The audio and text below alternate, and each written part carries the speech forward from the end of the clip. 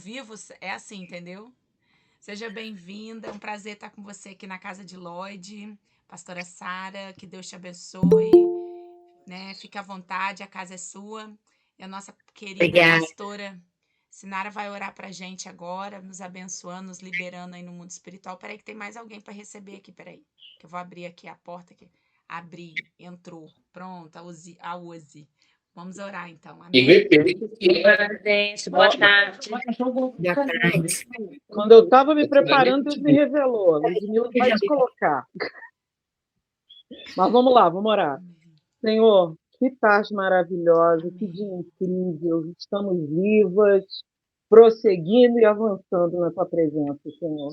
Oh Deus, estamos aqui também. Eu também estou de coração aberto, disponível, sem armaduras ou sem justificativas para receber a tua palavra e ser a cada dia mais curada, Senhor. Porque em todos os momentos estamos sendo curadas, Senhor, para curar e para servir outras mulheres. Abençoe esse momento que nós vamos ter aqui e que desse momento tenha muitos testemunhos, Senhor, glorificando o teu nome, porque a tua palavra é viva e eficaz, Senhor. Nós estamos aqui disponíveis. Agradecemos a ti por esse momento, em nome de Jesus de Nazaré. Amém, glória a Deus. Amém. Amém. Fique à vontade, querida. Deus te abençoe. Missão sobre nós nesse tempo.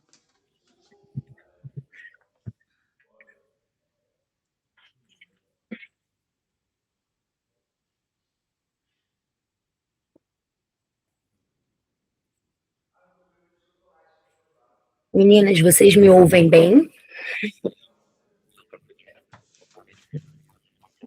Como sou do interior, às vezes o sinal fica um pouquinho instável, fica um pouquinho fraco, mas vocês, qualquer coisa, vocês vão me dando uma posição aí, que aí eu paro um pouquinho, para poder a conexão voltar, tá bom?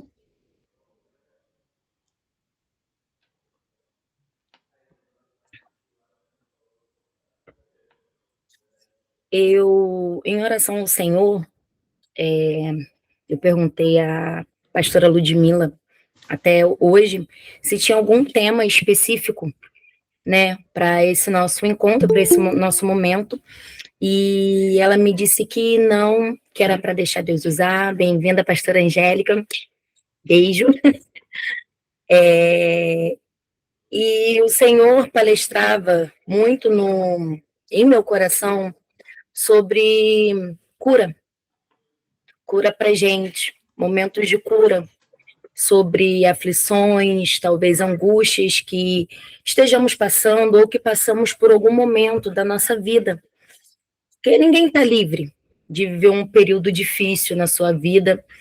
E como se trata de pastoras, de mulheres, esposas de pastores, que estão à frente de ministério, de congregações, de trabalhos, muitas de ministério feminino, ministérios duplicados, triplicados, tem umas que cuidam de mulheres, de crianças, de jovens, e tudo lindo, maravilhoso, realmente é um pouco cansativo, mas prazeroso, né? Mas nós nunca estamos livres de passar por algumas situações difíceis em nossa caminhada. E mesmo nós que temos um chamado, que temos as promessas do Senhor, fomos e somos levantadas todos os dias como guerreiras do Senhor, profetisas, nós temos os nossos momentos um pouco assim controversos em nossa vida, né? Não vou trazer uma palavra sobre mulher, mas uma palavra que eu assim adoro muito, e sempre que eu estou num momento um pouco difícil, eu leio, que é 1 Reis 19, que eu acho essa palavra muito linda. Eu vou ler para gente, e que diz assim: e Acabe fez saber a Jezabel tudo quanto Elias havia feito, e como totalmente matara todos os profetas à espada. Então Jezabel mandou um mensageiro a Elias a dizer-lhe: assim me façam os outros deuses, e outro tanto, se de certo amanhã, a essas horas, não puser a tua vida como a de um deles. E vendo ele, se levantou para escapar com vida. Se foi e veio a Berseba, que é de Judá, e deixou ali o seu moço. E ele se foi ao deserto, caminho de um dia, e veio e se assentou debaixo de um zimbro, impediu em seu ânimo a morte, e disse: já basta, ó Senhor, toma agora minha vida, pois não sou melhor do que os meus pais. E deitou-se e dormiu debaixo de um zimbro. E eis que um anjo o tocou, ele disse: levanta-te, come. E olhou, e eis que à sua cabeceira estava um pão cozido sobre as brasas e uma botija de água. E comeu e bebeu, e tornou a deitar-se.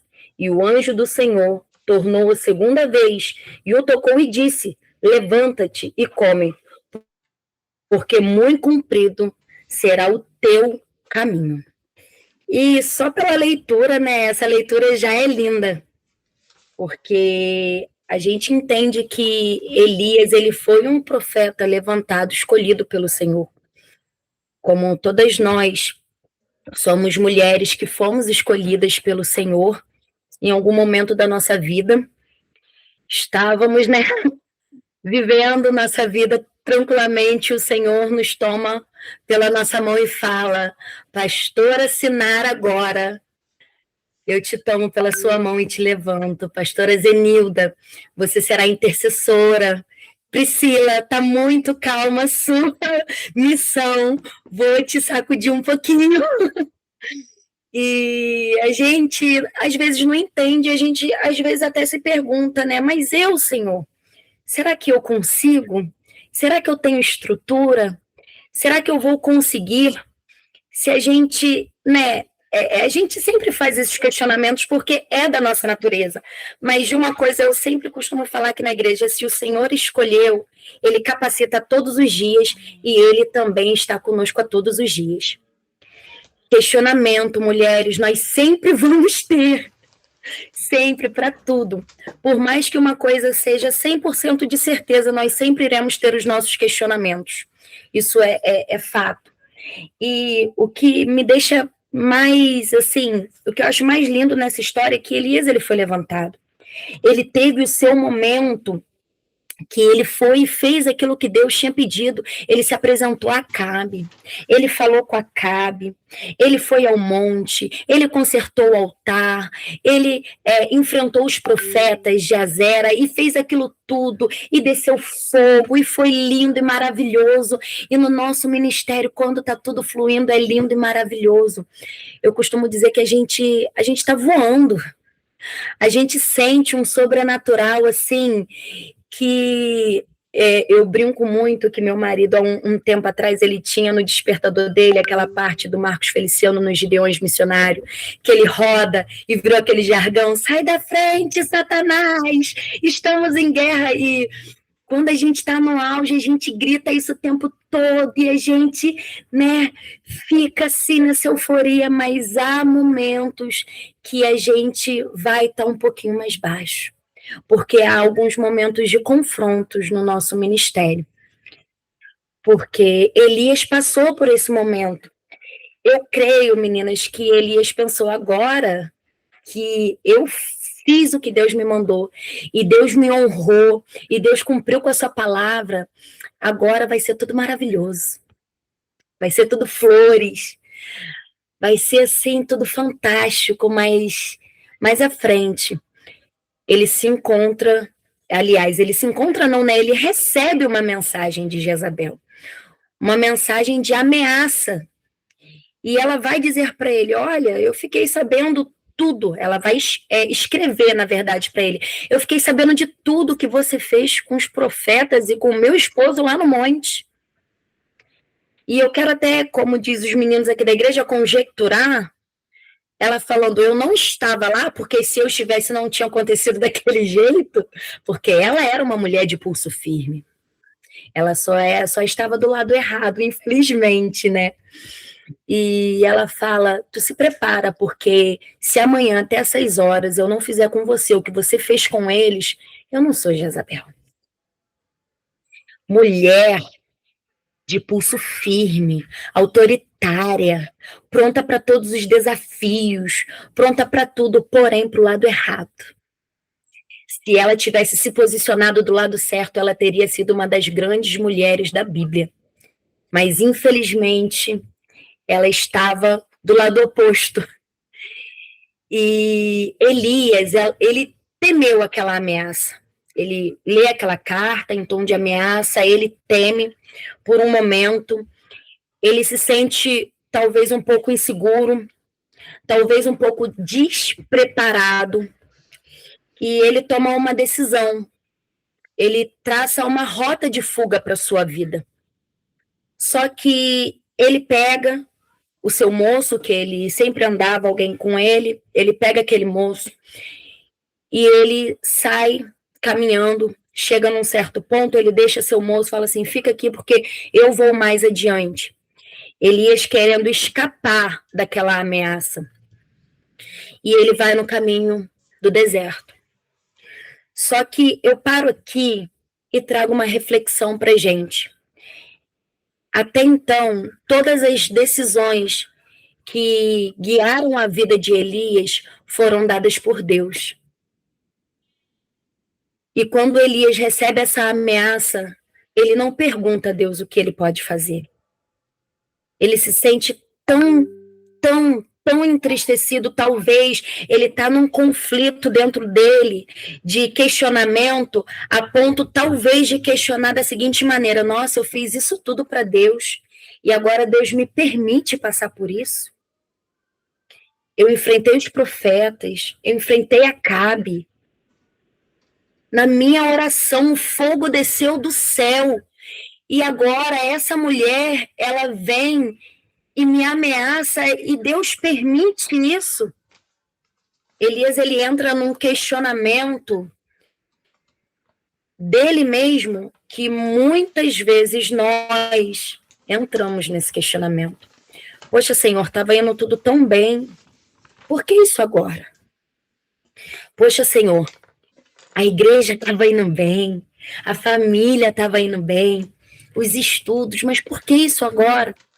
Em alguns momentos da nossa vida, nós nos questionamos o porquê, mas sem entender que esse porquê é permissivo. Esse porquê, ele vem da permissão de Deus. E aqui Elias, ele não pergunta a Deus, ele não quer entender. Ele age com a sua própria força, caminhando para o deserto. Ele entra no deserto, ele encontra uma árvore, ele senta, ele fala, desabafa com Deus, Senhor, chega, eu não quero mais, eu não sou melhor do que aqueles que vieram antes de mim, eu não estou conseguindo, eu não vou conseguir daqui para frente. E Deus não responde nada. Deus, ele fica em silêncio. E como o silêncio do Senhor, ele dói, né, meninas? Às vezes a gente pergunta, a gente ora, e às vezes a gente vai para alguns lugares falando assim, Senhor, fala comigo nessa noite, nesse dia. E quando a gente chega, o Senhor nos usa como instrumento para outras pessoas, e ele não fala para a gente, ou não responde aquilo que nós estamos querendo. E como dói. Mas posso falar uma coisa? Isso é confirmação de que nós somos escolhidas do Senhor. Porque em meio a tantas angústias, tantas aflições, tantos porquês na nossa vida, o Senhor ainda nos usa como vasos escolhidos, como mulheres prontas ali para ajudar, para apoiar e falar assim, eis-me aqui, Senhor. Eu sei que eu estou passando, mas eu estou aqui para o Senhor. E toda vez que eu prego ou falo dessa palavra, eu sempre falo de Mateus 14 também, da primeira multiplicação dos pães, porque falar de Jesus é maravilhoso, né? Mas Jesus, ele estava na sua forma carnal. Então, ele recebe a notícia da morte de João Batista e ele fica tão aflito, né? Tão entristecido, porque ele pensa, se aconteceu com João Batista, brevemente acontecerá comigo.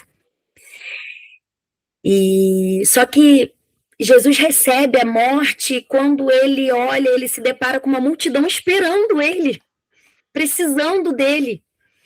Aquela multidão está ali para saber o que Jesus tem para elas.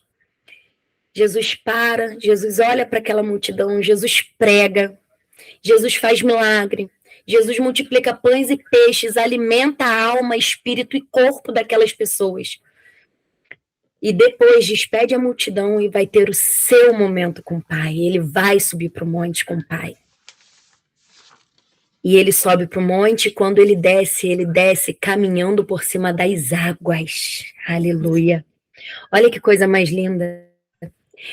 Eu sempre digo que Jesus, ele não deixou aquilo que ele estava passando, que a sua carne, a aflição que a sua carne estava passando, comprometeu o seu ministério. Ele não deixou com que aquilo que machucava a sua carne comprometesse o norte que Deus tinha dado para ele de ministério. Ele fez o que ele tinha que fazer. E depois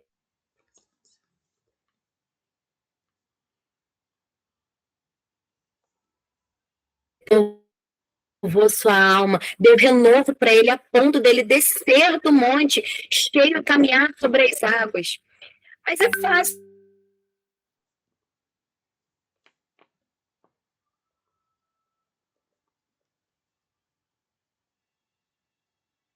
Também sofria, ele também sentia dores assim como nós, mesmo que nós, mulheres, sentimos em alguns momentos da nossa vida. São dores de questionamento de algum momento, alguma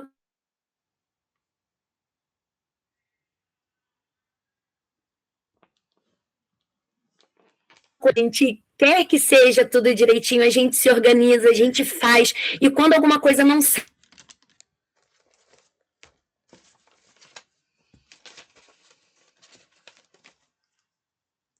daqui, do jeito que a gente imagina, irmãs, eu não sei, não sair como esperado. Nossa, gente, mas eu fiz tão certinho, não era para acontecer isso. Mas nós temos que entender que nós somos totalmente dependentes de Deus. E Elias, ele senta debaixo daquela árvore, ele questiona e ele pede a morte. E ele acaba adormecendo. Só que o cuidado do Senhor para os profetas e profetisas, homens e mulheres que resolvem seguir a ele, assim, irmãos, é um cuidado extraordinário, não é verdade? Desce um anjo, encosta nele e leva um alimento.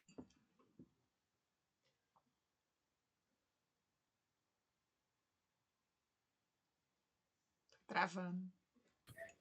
Um alimento fresco.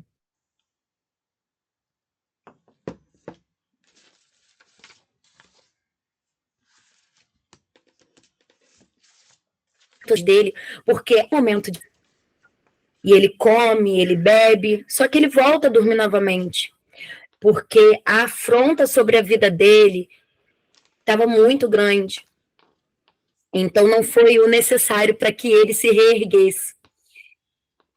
Ele dorme mais uma vez e daqui a pouco vem um anjo mais uma vez e leva o alimento de novo para ele, só que agora com um recado. Come e bebe, porque muito longo ainda será a tua caminhada. Deus estava dizendo para ele, Deus está dizendo para mim e para você essa tarde, mulheres, vamos nos alimentar daquilo que o Senhor tem para nós, porque a nossa caminhada ainda não chegou ao fim. Aliás, a nossa caminhada não está nem perto do fim. Nós temos muitas coisas para vivenciar debaixo das promessas que o Senhor fez para nós. Nós temos muitas coisas prazerosas, muitas coisas maravilhosas, muitas lutas, muitas batalhas, sim, irmãs, mas nós temos muitas coisas maravilhosas para viver. E não é um momento de afronta do inimigo sobre a nossa vida que vai nos fazer desistir. Eu costumo dizer aqui na minha igreja que nós somos profetisas e profetas do Senhor e levantamos as nossas mãos e profetizamos sobre todo mundo, sobre um culto com 40, 50, 100 pessoas. Oramos em profecia pela casa, pela vida de outras pessoas, mas estamos vivendo um momento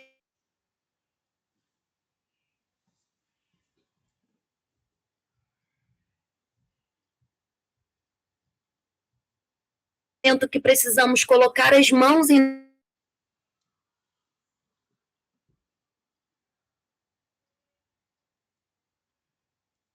nosso filho, somos a cada dia avivadas e renovadas. Eu estava fazendo um estudo, tem acho que um mês, mais ou menos, sobre lideranças cristãs, né? E hoje, assim, vou falar para vocês que hoje nós estamos vivendo um momento muito maravilhoso, porque esse momento que nós estamos vivendo agora, dia 13/4, às 16h25, há 5 anos atrás não seria possível. Aliás, vou te falar que há 5 anos atrás não tinha momentos assim. As igrejas estavam muito sozinhas, não tinha união entre pastores e pastoras, não tinha união entre líderes, e a caminhada se tornava cada vez mais difícil e solitária. Só que hoje, meninas, nós vivemos num tempo a qual de união tão grandioso e tão extraordinário, que eu vou, assim, eu, pastora Sara, da Assembleia de Deus da Família, tô num momento, numa reunião online, na minha casa, mas com a pastora Ludmila, que é da Metodista.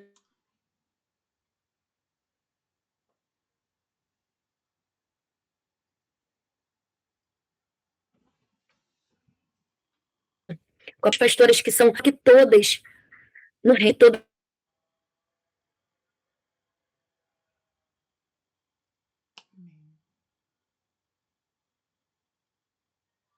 em união com o dar, e às vezes não tirar um tempo, né, para cuidar de nós. E esses estudos mostravam que pastores não conseguiam, pastores e pastores, assim como fala no Metanoia, né, no início do ataque da madrugada, de pastores se suicidando, de pastoras abandonando o ministério, de pastoras que são de ministérios diferentes dos seus esposos, porque não aguentaram o peso de ajudar a liderar a igreja ou ajudar a liderar algum ministério, porque em momentos da sua caminhada, elas se sentiram igual esse profeta, elas se sentiram igual Elias, fracas, cheias de questionamento e sem alguém ao seu lado para ajudar ou para dar um apoio. Só que eu louvo a Deus pela vida de todas essas mulheres que aqui estão, que estamos aqui num único propósito, o reino, e se ajudar, porque nós sabemos que não é fácil, porém, irmãs, não é impossível e não é difícil. É lindo, é gratificante, é pesado, mas com a força, com a união, com a ajuda, nós conseguimos ir além. E aqui, quando a palavra fala que o anjo tocou a segunda vez nele, ele se levantou, ele comeu e bebeu, e vai continuar, né? E vai dizer que ele foi, com a força daquela comida, ele caminhou 40 dias e 40 noites, e foi para o monte, entrou ali numa caverna e começou a fazer um monte de questionamentos com Deus. Porque naquele momento ele tinha sido alimentado, a sua carne tinha sido alimentada, só que ainda precisava de um alimento diferente, porque ele estava com a sua carne forte, ele caminhou, só que ele vai para uma caverna para questionar ao Senhor algumas coisas, e ali o Senhor começa a falar com ele. E dali, ele recebe as respostas que ele estava querendo, que ele queria, não, mas ele recebe as respostas necessárias para que o ministério dele continuasse. Ele recebe as respostas necessárias para que a vida dele fosse até onde Deus queria. E o que eu quero dizer para nós nesse momento é que às vezes nós não vamos ter as respostas que queremos, mas nós teremos as respostas necessárias para continuar. Nós teremos aquela irmã necessária na nossa vida para dar um abraço, para dar um consolo e para dar para a gente um sorriso, para dar para a gente um conselho necessário para a gente continuar. para a gente não parar. E Deus usa cada uma das que estão aqui para isso.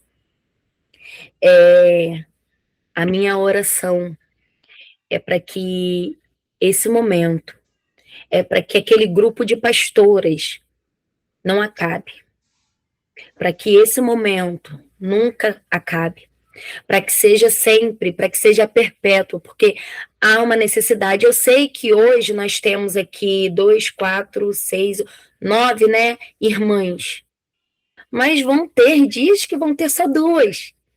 E muito bom. Vai ter dia que vai ter 20 irmãs. Só que há uma necessidade de não acabar. Que o Senhor venha dar a nós, a cada dia assim, mais e mais e mais força, coragem para a gente continuar. Sempre que eu oro para o pastor da igreja, que é o meu esposo, eu oro da seguinte maneira: que o Senhor possa dar força, sabedoria e coragem para que ele não venha parar. E a minha oração hoje, para nós que estamos aqui, e para todas as mulheres de pastores, esposas de pastor, que todas nós tenhamos força, sabedoria e coragem, para a gente não parar, para a gente a cada dia ter mais pulso para continuar, porque a obra do Senhor, estamos aqui, eu costumo dizer que estamos aqui de favor, né? Fazemos um favor para Deus. Passamos por muitos momentos difíceis, como Elias passou, como Eliseu passou, como Jesus passou. Mas o Senhor a cada dia nos cobre de sabedoria, de força, porque não é fácil, mas não é impossível. Com Deus nós conseguimos ir muito além. E que essa história de Elias hoje ela possa nos inspirar a não parar. Porque momentos difíceis em nossa vida sempre vão existir, meninas. Nossa, às vezes a gente fala assim, ufa, passei por esse. Chegar amanhã, meninas, vem outro. Mas a gente vai conseguir enfrentar a cada um. Vamos orar em nome de Jesus? Amém? Pai, te agradeço, Senhor, por esse momento. Te agradeço pela vida de cada pastor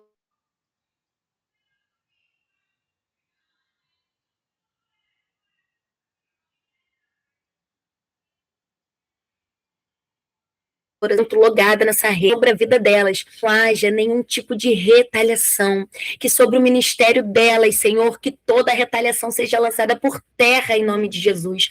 São mulheres guerreiras, intercessoras, profetizas, Senhor, mulheres que estão com a mão no arado, Pai, para trabalhar, se dedicando, Senhor, a cada dia para a sua obra. E, Pai, eu te peço que as forças delas nesse momento sejam renovadas, que elas possam ser, Senhor, nesse momento revigoradas em nome de Jesus. E se alguma delas estiverem sofrendo algum tipo de afronta, meu Pai, algum tipo de retaliação, mais uma vez eu te peço e repreendo em nome de Jesus. Profetizamos sobre as nossas vidas, e eu profetizo sobre a vida delas, toda sorte de bênção, toda coragem, todo ânimo, todo vigor. Eu abençoo a família de cada uma delas, eu abençoo cada plano e projeto, Senhor, que tem no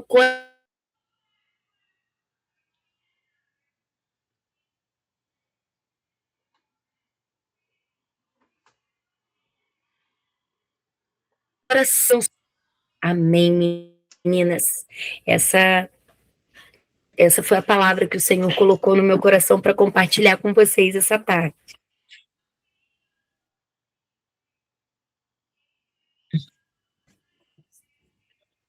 Eu não sei se eu me alonguei ou se eu estou no horário, porque Não, tá no a pastora horário, não tá até adiantada. Mas a gente louva a Deus e a gente tem que estar sempre vigilante, né, meninas, contra os ataques, né? Se você também sentiu o desejo de compartilhar nessa hora, amei. porque a gente tem esse lugar também como comunhão, né? Eu falo para elas o propósito é nós estarmos juntas, né? Cada uma aqui tem muito conhecimento, tem acesso a conhecimento, um monte de gente fazendo faculdade, estudando, buscando, crescendo para a glória do Senhor. Mas o diferencial, eu parei, tá? Caiu aqui, eu voltei. Vocês me ouvindo? Mas o diferencial verdadeiramente é quando nós estamos juntas. Há uma guerra no mundo espiritual, como a pastora Sara falou, né, gente? Uma guerra espiritual para a gente não estar juntas. Então, acho que a estratégia, né, porque o propósito é quando nós estamos unidas, quando nós estamos quebrando as cadeias, né, onde a gente quer ver uma florescendo, ver a vida da outra bem, ver a igreja da outra bem, florescendo, crescendo. Isso nós vamos destruir as forças do império das trevas, né? Eu tô com muito confronto no meu coração, porque quando nós estávamos orando no Soberbo, né, o ano passado, veio todo aquele ataque, assim, no meu coração da idolatria que Teresópolis carrega. E ali eu chorei muito com o pai. E agora ver eles, assim, sabe, as cidades se mobilizando junto com o governo para construir mais uma igreja católica, né? Mais uma igreja, né? E num lugar nosso, né? Um lugar que é nosso, um lugar que é dos cristãos, um lugar de adoração, um lugar de monte, de. Foi o que você falou, né? Jesus foi no monte, voltou, né? E cumpriu a missão em obediência. E nós precisamos estar unidas, irmãs. É só na unidade que nós vamos ver o avivamento, nós vamos nos fortalecer e nós vamos preparar as nossas igrejas para crescer. Amém? Vocês me ouviram? Travou, né?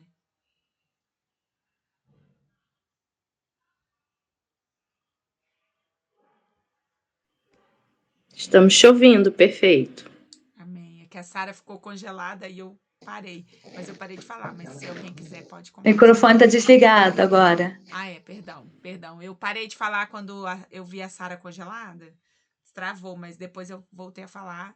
Mas se alguém quiser compartilhar, tá? Esse é o momento. Eu queria fazer uma pergunta. Faz, amor. Esse quadro...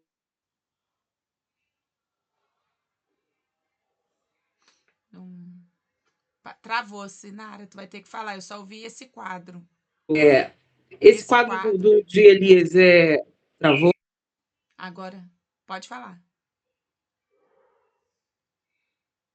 De depressão? Ele estava com depressão? Angélica, Sara, Ludmila? Todos os psicólogos falam que sim. Quando eu levo essa palavra, e engraçado que eu levo essa palavra muito para mulher, sempre para mulheres, eu costumo dizer que ele estava no início de uma depressão, porque ele estava no auge da sua jornada, né? Ele estava vivendo ali o extraordinário, e ele se depara com uma situação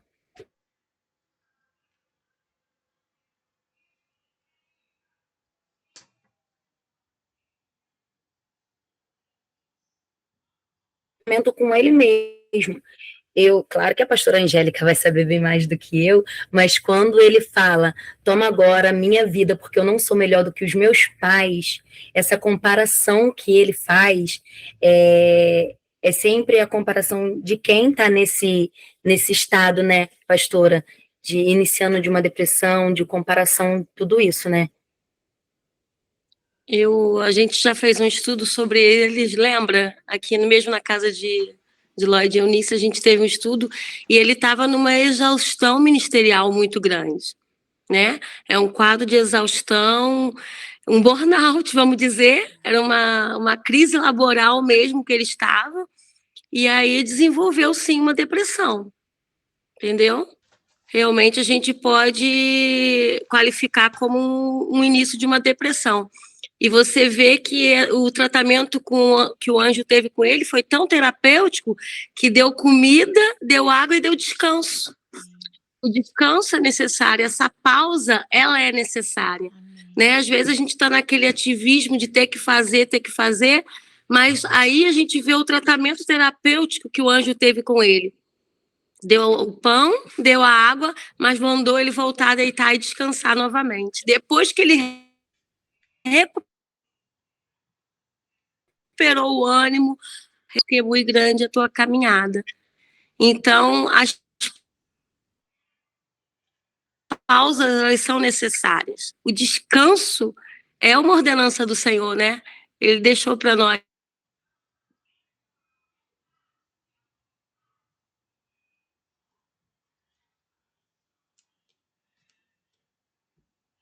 É livramento, Uma coisa que aconteceu na última viagem que nós fomos agora, eu fui com as meninas lá para São Paulo, para a Viviane Martinello, e eram 10 mulheres para sair, e a gente ficou muito tempo dentro do carro, né? E aquele tempo dentro do carro nós começamos a conversar, e uma das meninas começou a desabafar aquilo que ela passou na infância, os bullies que ela enfrentou. E aí eu peguei a frase do pastor Bruno, Ludmila, lá do Metanoia, e falei, Satanás mentiroso. Aí minha filha pegou, a gente começou a usar aquilo ali, e hoje todo mundo, quando começa alguma ameaça de Jezabel, a gente já se posiciona. Satanás mentiroso, a nossa vida não está na mão de Jezabel. Quem é ela que vai pegar minha cabeça e vai acabar com a minha vida? Então a gente precisa realmente tomar essa palavra hoje que Sara liberou sobre a nossa vida e colocar ele no lugar dele, em nome de Jesus. E comer esse pão, se fortalecer na presença do Senhor, e porque é muito grande a nossa caminhada. Maravilhosa palavra, recebi muito, Sara. Deus abençoe a sua vida. Amém. E foi lindo, Ludmila, nossa irmã saiu de lá curada. E hoje, quando ela me olha, Satanás mentiroso, fala o pastor Bruno. Nada como... Foi lindo. O inimigo não aceita ser confrontado, né, gente? Mas a gente tem autoridade no nome de Jesus, né?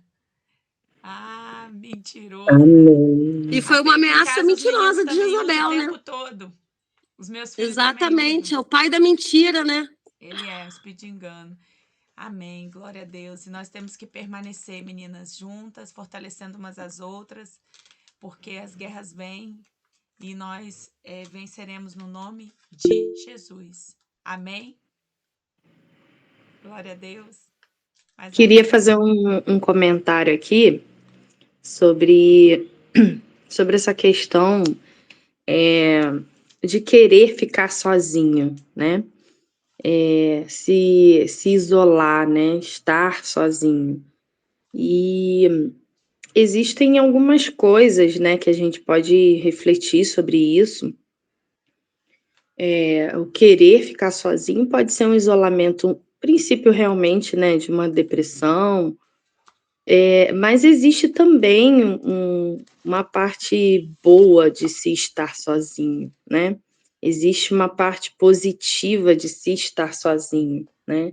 De querer esse tempo como solitude no Senhor, como às vezes, né? A pastora Ludmila, de vez em quando, ela fala sobre essa questão da multidão, né? A multidão, muitas vezes, cala a voz de Deus, né? A gente ouve muito a multidão, tem muito barulho, muita gente, muita situação, muita coisa acontecendo, e às vezes a gente não consegue ouvir a voz de Deus. Então, estar sozinho, procurar esse tempo de solitude no Senhor, esse tempo não para que se estenda, né? Porque eu acho que quando se estende já é um indício de depressão, né? Mas eu acho que é muito saudável, né, pastora Angélica, essa questão da gente procurar esse tempo de solitude, né? Eu me abasteço muito estando sozinha. O meu momento ali sozinha, uma música de fundo ou sem música, enfim, com as coisas organizadas, né? Organizando os pensamentos, né? Eu e Dudu, a gente conversa muito sobre isso. Organizar os pensamentos. Às vezes a nossa mente está realmente bagunçada, com muita coisa acontecendo, então a gente tem que parar. E muitas vezes a gente consegue organizar os pensamentos quando a gente está realmente sozinho e ouvir a voz de Deus, né? Entender os nossos sentimentos, o que está acontecendo dentro de nós e o que o Senhor está falando. Então, calar essas vozes externas, as vozes muitas vezes da nossa mente também, né? Eu acho muito, muito saudável. Para mim é bom demais ter esse tempo de solitude, né?